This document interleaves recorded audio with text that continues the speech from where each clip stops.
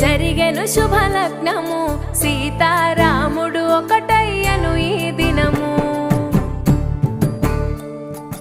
7 అడుగుల పయనము ఒకరికొకరు సొంతము